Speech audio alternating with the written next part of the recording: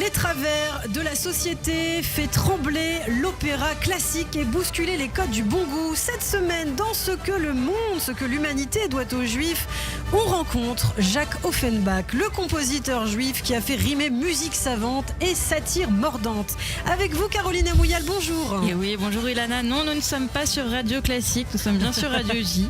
Et quand on pense à Offenbach, on pense à des danses effrénées, des airs qui vous trottent dans la tête, des personnages haut en couleur.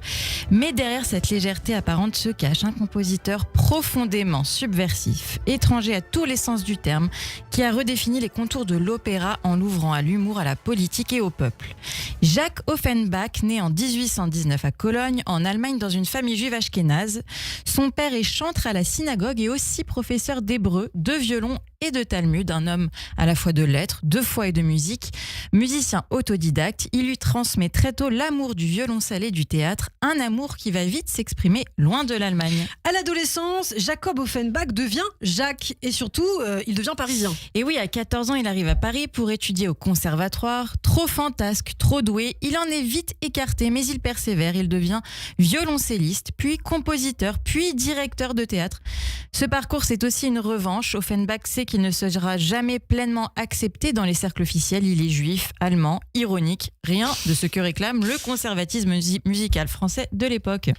Mais dans une France qui s'ennuie un peu des opéras pompeux et des tragédies en 5 actes, Offenbach imagine quelque chose de plus vif, plus léger, plus drôle, mais sans jamais sacrifier la qualité musicale. C'est lui qui invente ce qu'on appelle l'opéra bouffe.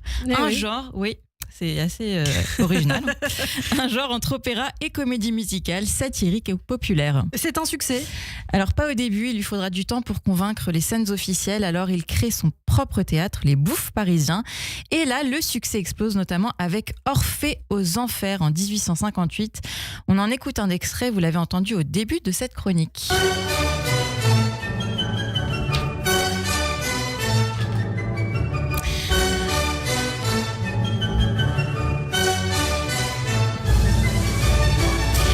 Dans cet opéra, il se moque ouvertement des dieux de l'Olympe, des conventions sociales, de la religion, de l'ordre établi.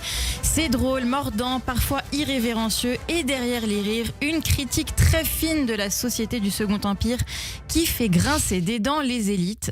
Napoléon III lui-même vient assister aux représentations. L'Europe entière fredonne ses airs. Et oui, jusqu'à aujourd'hui. Alors pendant 20 ans, Jacob, dit Jacques, va composer un rythme effréné, enchaînant les triomphes, la belle Hélène, Barbe Bleue, la Périchole, la grande duchesse de Gerolstein.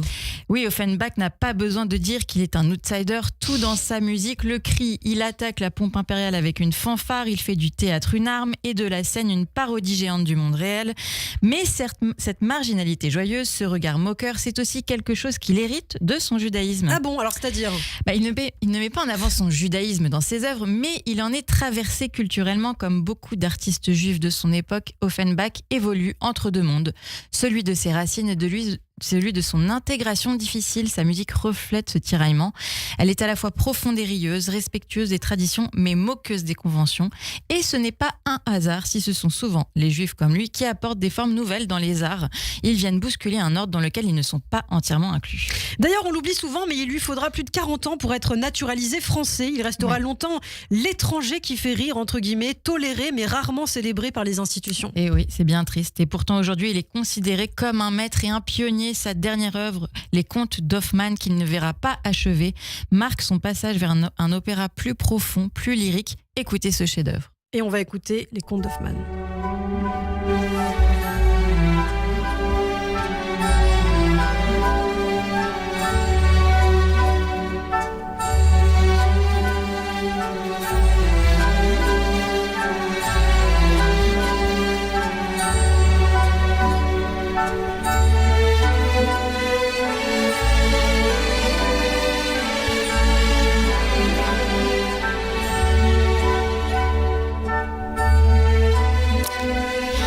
Il meurt en 1880, épuisé mais victorieux. Aujourd'hui, ses œuvres sont jouées dans le monde entier. Il nous a laissé plus que de la musique légère. Il a offert à la culture française un rire intelligent, un regard en coin, une capacité à danser même quand l'époque vacille. Jacques Offenbach. Merci beaucoup Caroline pour ce portrait. Merci Lana. Je vous dis à la semaine prochaine. À la semaine prochaine.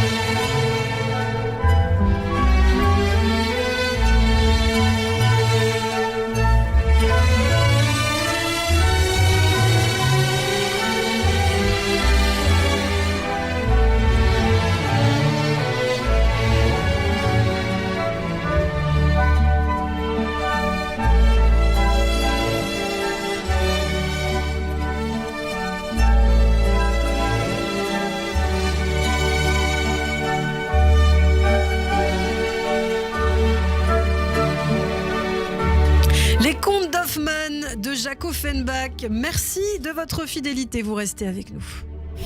Radio J.